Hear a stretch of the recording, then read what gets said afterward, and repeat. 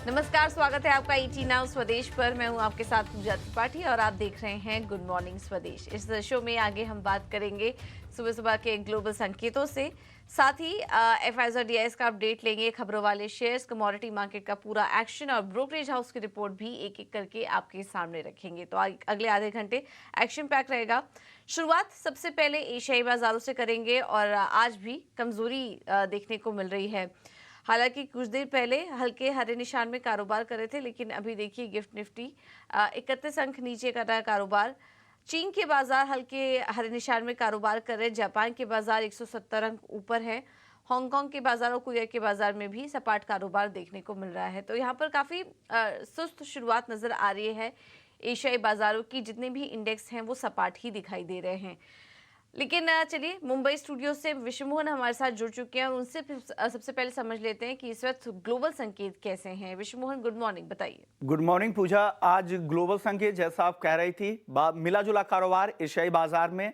Gift Nifty हल्की गिरावट दिखा रहा है। अमेरिकी बाजार की ओर चलते हैं, जहां पर डाउ में मामूली तेजी दिखी, लेकिन नैस्डैक में लगातार पांचवें दिन कल फिर से गिरावट दिखी। और S&P 500 की बात करें तो वहां पर लगातार चौथे दिन कमजोरी का रुख था। टेक शेयरों पर दबाव था। 2 डाउनग्रेड से इस हफ्ते एप्पल 5% से ज्यादा टूट चुका है। 7.25% कल भी गिरावट यहां पर दिखी थी। अब कुछ डेटा की बात करते हैं। बाजार के लिए डेटा काफी कुछ अहम डेटा जो आए लेबर मार्केट से। कल प्राइवेट सेक्टर के जॉब रिपोर्ट आए थे दिसंबर महीने की। 1,64,000 नई नौकरियां जुड़ी। बाजार को अनुमान काफी उससे कम था, अनुमान से काफी बेहतर आया। बाजार का अनुमान सिर्फ 1,30,000 नई नौकरियों का था। जॉबलेस क्लेम बाजार को अनुमान था 2,19,000 का आया। बेरोजगारी दावा सिर्फ 2,02,000, ये भी बेहतर दिखे। आज एक अहम डेटा है, वो लेबर डिपार्टमेंट की जो जॉब रिपोर्ट आएगी दिसंबर महीने की, वहां पर अनुमान है 1,70,000 नई नौकरियां जोड़ने का। यानी देखते हैं वहां से किस तरह के संकेत मिलते हैं। लेकिन अभी इनिशियल जो 2 डेटा आए थे प्राइवेट सेक्टर के और जॉबलेस क्लेम के, वो सपोर्ट कर रहे थे। उसका फायदा उठाया बॉन्ड यील्ड ने। बॉन्ड यील्ड वापस से 4% के ऊपर कल चला गया था, अभी भी 4% के बेहद करीब है, 3.99% पे। तो वो वहां पर वापस से तेजी दिखी, जो टेक शेयरों पर दबाव भी दिखा। डॉलर इंडेक्स अभी भी 102 के ऊपर बना हुआ है। कच्चे तेल में कल गिरावट दिखी। आज हालांकि शुरुआती जो एशियन ट्रेड में थोड़ी तेजी जरूर दिख रही है, लेकिन यूएस में जो गैसोलीन का जो स्टॉक है वीकली आधार पर 30 साल में सबसे ज्यादा बढ़ा है, उससे क्रूड पर कल दबाव दिखा था। कॉमेक्स गोल्ड की अगर बात करें तो $2,050 के आसपास है। तो कुल मिलाकर संकेत कहें तो मिले जुले हैं, बहुत ही साफ संकेत नहीं है घरेलू बाजार के लिए। अब देखते हैं घरेलू बाजार में आज किस तरह का कारोबार होता है। पूजा, बिल्कुल, तो शुरुआती संकेत मिले जुले नजर आ रहे हैं। डाउ जोन्स तो हरे निशान में था, लेकिन अगर इस पूरे हफ्ते का परफॉर्मेंस देखें अमेरिकी बाजारों का, तो नेगेटिव रिटर्न ही देखने को मिला और सबसे ज्यादा टूटा है नैस्डैक। और जैसा कि अभी विश्व में बताए थे कि अभी फेड की तरफ से जो ब्याज दरों में कटौती करने का निर्णय है, वो वहां पर अनिश्चितता है। कुछ क्लैरिटी वहां पर निकल कर नहीं आ रही है। और इस बीच लेबर मार्केट से जो डेटा आ रहे हैं वो मजबूत हैं, तो वो कहीं ना कहीं सेंटिमेंट बिगाड़ने का काम कर रहे हैं बाजार का। बॉन्ड यील्ड्स क्योंकि ऊपर आ चुका है और लगातार दूसरा दिन था जब हमने देखा कि 4% के स्तर को यहाँ पर छूने की कोशिश की US 10 ईयर्स बॉन्ड यील्ड्स ने। तो ये तमाम फैक्टर्स हैं जो कि बाजार में दबाव बनाने का काम कर रहे हैं, चलने नहीं दे रहे हैं मार्केट्स को। और सबसे ज्यादा इम्पैक्ट टेक शेयरों में दिखाई दे रहा है। आज हम देखेंगे भारतीय बाजारों में भी, क्योंकि पिछले 2 दिनों से हम देख रहे हैं कि इसका असर टेक शेयरों में, भारतीय इंडियन IT कंपनियों में भी देखने को मिल रहा है। आज भी उसका असर दिख सकता है। चलिए अब आगे बढ़ते हैं। ये तो बात हुई ग्लोबल संकेतों की। एक बार एफआईआईज और डीआईएस के आंकड़े भी समझ लेंगे, उसके बाद हम समझेंगे कि आज के लिए भारतीय बाजारों में अहम लेवल्स क्या होंगे। कैश मार्केट में कल एफआईआईज की तरफ से खरीदारी हुई है। 1513 करोड़ की खरीदारी करके गए। कल भारतीय बाजारों में हमने देखा कि आखिरी कुछ घंटों में काफी शानदार रिकवरी के साथ क्लोजिंग भी रही है। तो एक्सपायरी तो काफी अच्छी थी वीकली, और डेटा भी कुछ ऐसा ही बता रहे हैं। कैश मार्केट में अगर घरेलू निवेशकों की बात करें तो उन्होंने बिकवाली की है। 1380 करोड़ के आसपास की बिकवाली हुई है। इंडेक्स फ्यूचर में 122 करोड़ का आंकड़ा है, लेकिन इंडेक्स ऑप्शन में देखेंगे तो करीब करीब 98,000 करोड़ की बिकवाली हुई है एफआईआईएस की तरफ से। अब इस आंकड़े को आज के लिए कैसे एनालिसिस करें और आज अहम स्तर कौन से होंगे, ये एक बार समझ लेते हैं। हमारे साथ अंश जुड़ चुके हैं पूरा अपडेट लेकर। अंश, गुड मॉर्निंग, बताइए आज निफ्टी और बैंक निफ्टी के डेटा क्या कह रहे हैं? गुड मॉर्निंग पूजा। निफ्टी का अगर देखा जाए तो हमने जो पिछला एक रेंज बताया था 21,500 से 21,800 का, उसके बीच में ही ये 7वां सेशन है जब क्लोज हो रहा है। तो ये जो सेशन का ये जो कंसोलिडेशन का रेंज है ऊपर का 21,800 का, वही एक पहला रेजिस्टेंस हो सकता है। और नीचे की तरफ जो पहला ये सपोर्ट है 21,500 का, वही आज के लिए पहला सपोर्ट हो सकता है। 21,500 के नीचे अगर खिसका तो 21,350 का दूसरा अहम सपोर्ट देख सकते हैं, और रेजिस्टेंस भी 21,800 को अगर पार कर दिया तो 22,000 का साइकोलॉजिकल मार्क रेजिस्टेंस हो सकता है। निफ्टी बैंक में देखा जाए तो पिछला रेजिस्टेंस हमने 48,200 का बताया था, और इंडेक्स भी करीब करीब 41,195 के करीब ही क्लोज हुआ है। तो इस बार हमने रेजिस्टेंस यहाँ से बढ़ाकर 48,500 कर दिया है। उसके ऊपर गया तो दूसरा अहम रेजिस्टेंस 48,800 पे नजर आ रहा है। नीचे की तरफ सपोर्ट देखे तो 47,700 का पहला सपोर्ट रहेगा, और वहां से नीचे अगर फिसला तो 47,300 का दूसरा सपोर्ट देख सकते हैं। बिल्कुल। तो ये कुछ अहम लेवल्स हैं जहाँ पर कि आपको नज़र रखनी है। बहुत बहुत शुक्रिया अंश आपका ये पूरा अपडेट देने के लिए। तो कल के जो रेजिस्टेंस लेवल थे, हमने बाजार में देखा कि वो टेस्ट भी कर रहा था मार्केट। कल की जो क्लोजिंग हुई बैंक निफ्टी की, वो 48,000 के ऊपर हुई है। 48,195 के आसपास कल की क्लोजिंग देखने को मिली है। और निफ्टी की भी अगर क्लोजिंग की बात करें तो 21,650 के ऊपर की क्लोजिंग हुई। और कल यही रेजिस्टेंस लेवल हम आपको बता भी रहे थे जब अंश बात कर रहे थे। तो यही रेजिस्टेंस लेवल कल बाजार ने टेस्ट भी किया। इस वजह से जो ऊपर की तरफ के अब लेवल्स नए निकल कर आ रहे हैं, वो 21,800 से 22,000 के लेवल्स अब खुल चुके हैं बाजार के लिए। अगर तेजी आई तो 22,000 तक के लेवल्स भी टेस्ट होंगे आज निफ्टी में। और अगर बैंक निफ्टी की बात करें तो यहाँ पर भी जो नए लेवल्स आ रहे हैं वो 48,500 से 48,800 के, तो यहाँ पर भी और तेज़ी दिख सकती है। लेकिन ग्लोबल मार्केट सपोर्ट नहीं कर पा रहे हैं, तो देखना होगा कि आज के लिए ट्रेड कैसा लेके चलें। हमारे साथ फ़ोन लाइन पर हेमंत कपाड़िया जुड़ चुके हैं केआर चौकसी सिक्योरिटी से एनालिसिस करने के लिए। Hemant, thank you so much इतना स्वदेश को समय देने के लिए। तो निफ्टी और बैंक निफ्टी पर ही पहले आपकी राय लेना चाहेंगे। आज कोई ट्रेड लेना चाहिए इंडेक्स में, या फिर आज भी छोड़ दें, अवॉइड करें? A very good morning, Pooja. Thank you for having me on the show. I think Nifty avoid करे, रेजिस्टेंस लेवल पे है। 21,680 का रेजिस्टेंस है, उसके ऊपर आधा घंटा ट्रेड करता है पूजा, तो थोड़ी अपसाइड की उम्मीद कर सकते हैं। लेकिन जैसे आपने बताया, यूएस मार्केट्स भी करेक्टिव हो चुके हैं। ब्रेंट ओवरसोल्ड है, वहां पे थोड़ी रिकवरी दिख रही है। डॉलर इंडेक्स ओवरसोल्ड है, वहां पे भी रिकवरी दिख रही है। तो वो सब कुछ कंबाइन होकर लग रहा है कि यहाँ पे करेक्शन की उम्मीद है, आ सकता है। और अगर बैंक निफ्टी की बात करें तो इंट्राडे थोड़ी सिचुएशन जरूर बेटर है निफ्टी से लेकर। तो यहाँ पे अगर आप कंपल्सिव ट्रेडर हैं तो बैंक निफ्टी में एक इंट्राडे लॉन्ग पोजीशन कर सकते हैं, बिकॉज सेटअप पॉजिटिव है। हायर टॉप हायर बॉटम करके 1 घंटे 2 घंटे चार्ट्स पे इंडिकेटर भी सपोर्ट बाई में है, तो ये कर सकते हैं पूजा। ओके, तो थोड़ा करेक्शन आ सकता है, और अगर थोड़ा नीचे आया बाजार तो बैंक निफ्टी में खरीदारी करने की सलाह, लेकिन निफ्टी आप अवॉइड करके चल सकते हैं। लेकिन अगर आपको ट्रेड करना ही है तो स्टॉप लॉसेस का ध्यान आज भी ज़रूर रखिए। बाजार कुछ समय के लिए वॉलेटाइल रह सकता है। हेमन, इसके अलावा स्टॉक स्पेसिफिक रणनीति क्या होगी आपकी तरफ से? बाई कॉल रहेगा बाटा पे 1608 की एंट्री, 1600 का स्टॉप लॉस, 1624 का target. 60 minute chart, 120 minute chart पे ओवरसोल्ड हो चुका है। और MACD RSI स्टॉकेस्टिक जो मैकेनिकल इंडिकेटर्स हैं वो क्रॉसओवर बाई दे चुके हैं, वो भी पॉजिटिव डाइवर्जेंस के बाद। तो यहाँ पे एक इंट्राडे बाउंस पॉसिबल है, तो बाटा में लॉन्ग रहेगा। दूसरा स्टॉक जहाँ पे 1 सेकेंड इंट्राडे बाई कॉल रहेगा वो है टाटा केमिकल्स। स्टॉक तेजी में ही है, कोई भी टाइम फ्रेम पकड़ लीजिए। और इंट्राडे भी स्टॉक पॉजिटिव है, एक ट्रेंड लाइन के ऊपर ब्रेकआउट देके चल रहा है। तो Tata chemicals intraday by call रहेगा 1130 की एंट्री, 1123 का स्टॉप लॉस और 1144 का टारगेट रहेगा intraday by call Tata chemicals. Okay, तो ये इंट्राडे कॉल है टाटा केमिकल्स पर 1144 के लेवल्स, और बाटा इंडिया में भी खरीदारी करने की सलाह 1624 के टारगेट के लिए। थैंक यू हेमन आपका समय देने के लिए, ये पूरा एनालिसिस करने के लिए बाजार पर। अब आगे बढ़ते हैं और रुक करते हैं कुछ अहम खबरों का। ग्रासिम का स्टॉक आज फोकस में रहेगा। उससे जुड़ी एक बड़ी खबर आ रही है, बोर्ड ने राइट्स इशू को मंजूरी दे दी है और राइट्स इशू के जरिए कंपनी की 4,000 करोड़ रुपए जुटाने की योजना है।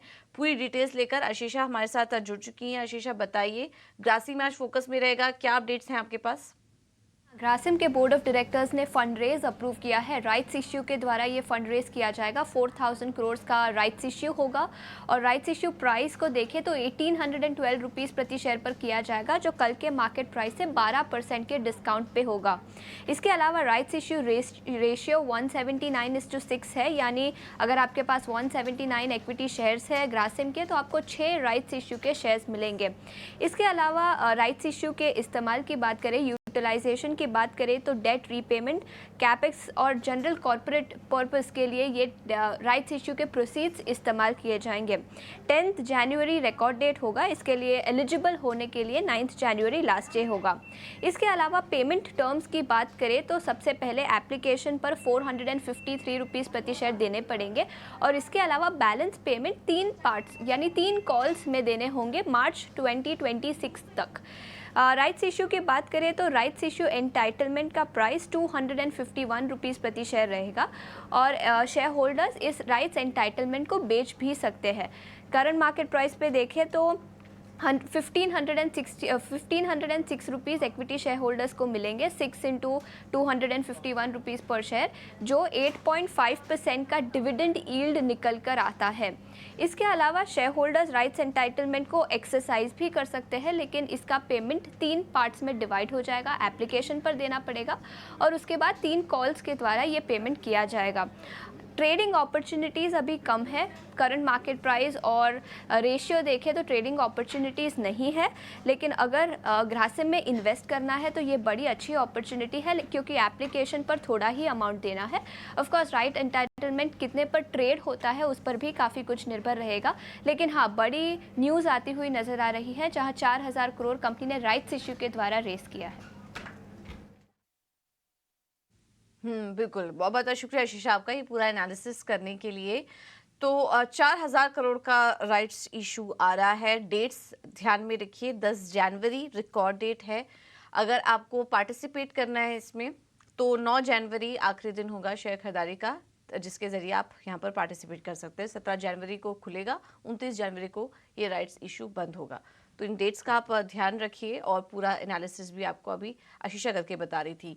चलिए, ग्रासिम से जुड़ी ये खबर तो थी ही, लेकिन उसके अलावा भी ढेर सारे खबरें और क्वार्टरली अपडेट्स आए हैं। हमारे साथ शरद जुड़ चुके हैं पूरी जानकारी लेकर। शरद, सबसे पहले Q3 अपडेट से शुरुआत कीजिए। कौन कौन सी कंपनी के अपडेट्स आए हैं? बिल्कुल, LT फाइनेंस के नंबर्स के बारे में बात करें तो तीसरी तिमाही के नतीजे बहुत अच्छे आए हैं। इनके ऑपरेशनल नंबर्स की बात करें, रिटेल डिसबर्समेंट्स और लोन बुक दोनों में जो है एक अच्छी मोमेंटम देखने मिली है और अच्छी ग्रोथ आई है। और इसके अलावा ऑफ कोर्स दूसरा स्टॉक रहेगा डाबर। यहाँ पे लार्जली इनलाइन सेट ऑफ जो है नंबर्स देखने मिले हैं।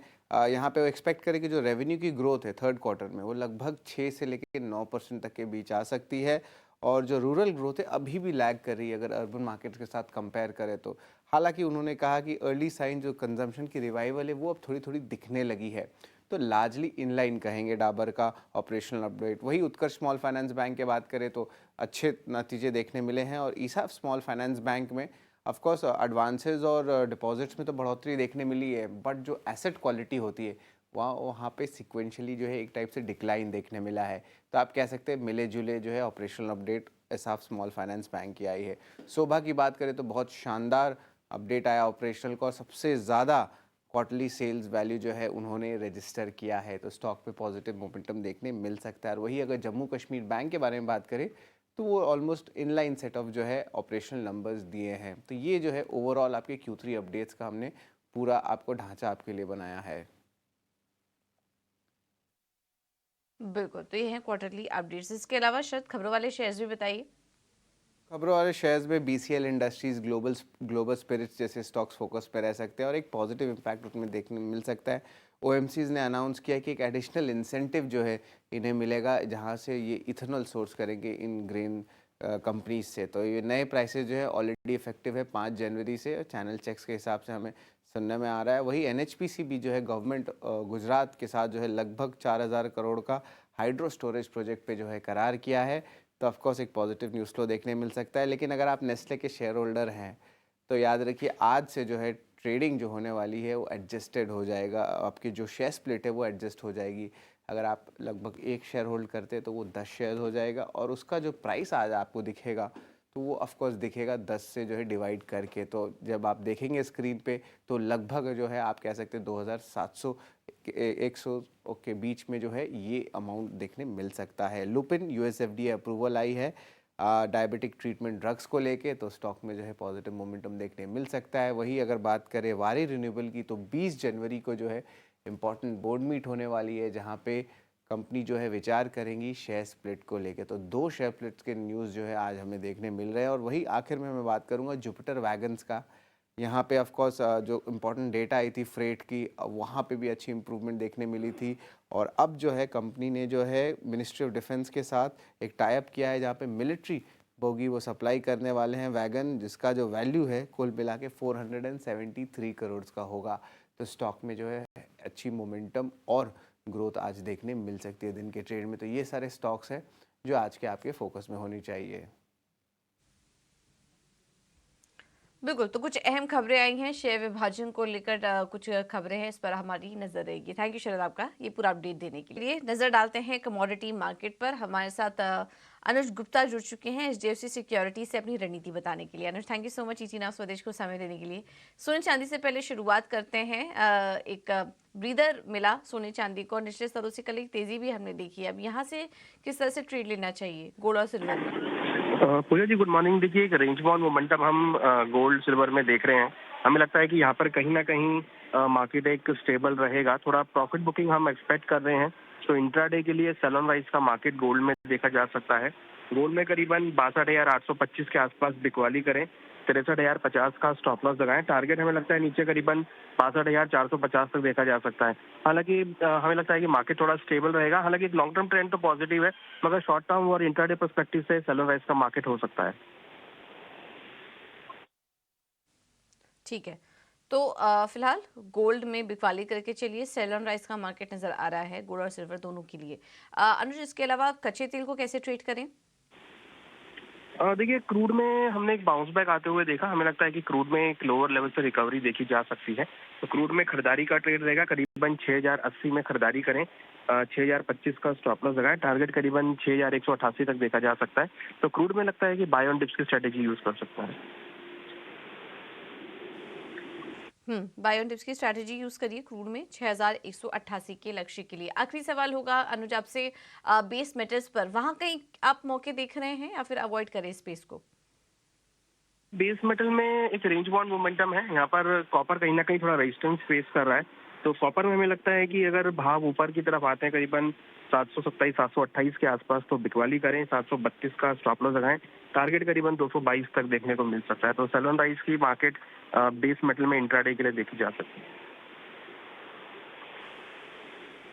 ओके, तो कॉपर में बिकवाली करके चलिए 722 की टारगेट के लिए। स्टॉप लॉस होगा 732 का। अनुज जी, थैंक यू सो मच आपका समय देने के लिए और ये रणनीति सुझाने के लिए। तो गोल्ड में बिकवाली करने की सलाह है, गोल्ड और सिल्वर सेल ऑन राइज का मार्केट नजर आ रहा है। जो तेजी आई है उसमें आप बिकवाली के मौके देखिए, और गोल्ड में जो टारगेट नजर आ रहा है वो है 62,450 का। और इसके अलावा कच्चे तेल में खरीदारी करने की सलाह है। स्टॉप लॉस लगाइए 6,025 का और टारगेट होगा 61,888 का। और कॉपर में भी यहाँ पर बिकवाली करने की सलाह है आप। चलिए अब आगे बढ़ते हैं और नजर डालेंगे ब्रोकरेज रिपोर्ट्स पर। हमारे साथ गौरव जुड़ चुके हैं पूरी जानकारी लेकर। गौरव, गुड मॉर्निंग, बताइए।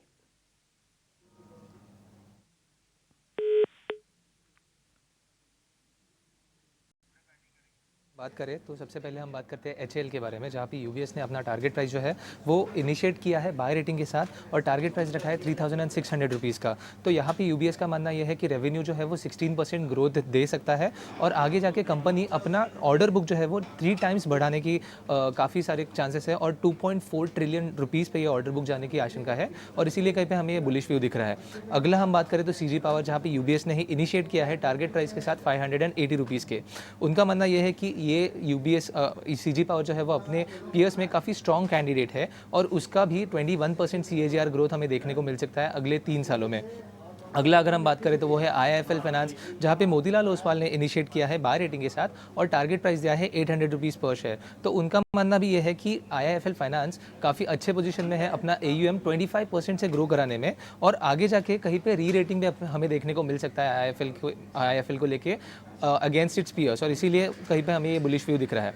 अगली अगर हम बात करें तो वो है परसिस्टेंट। एक्सिस कैपिटल ने अपना रेटिंग जो है वो डाउनग्रेड किया है सेल रेटिंग पे, और उनका टारगेट प्राइस जो है वो कहीं पे बढ़ा दिया है 5000 रुपीज़ पे। तो कहीं पे वैल्यूएशंस परसिस्टेंट में उन्हें अच्छे लेवल पे नहीं दिख रहे हैं, वो काफ़ी हाई लेवल्स पे दिख रहे हैं, और उसके अलावा उनको ये भी दिख रहा है कि कहीं पे बुक टू बिल्ड रेशियो जो है उसमें कहीं पे रिस्क बिल्टअप होने की आशंका है, और इसीलिए ये टारगेट प्राइस जो है वो तो बढ़ाया है, बट टारगेट जो रेटिंग है वो हटा के सेल कर दिया है। अगला हम बात करेंगे केम्प्लास समनार की, जहाँ पे एक्सिस कैपिटल ने ही टारगेट प्राइस अपना 580 रुपीज़ कर रखा है। उनका मानना यह है कि कहीं पे हमें वीक स्प्रेड्स देखने की आशंका है, और इसी के चलते हुए ये जो टारगेट प्राइस है वो तो बढ़ा दिया है, बट कहीं पे एक डाउनग्रेड दिया है उन्होंने बाय रेटिंग से ऐड रेटिंग करके।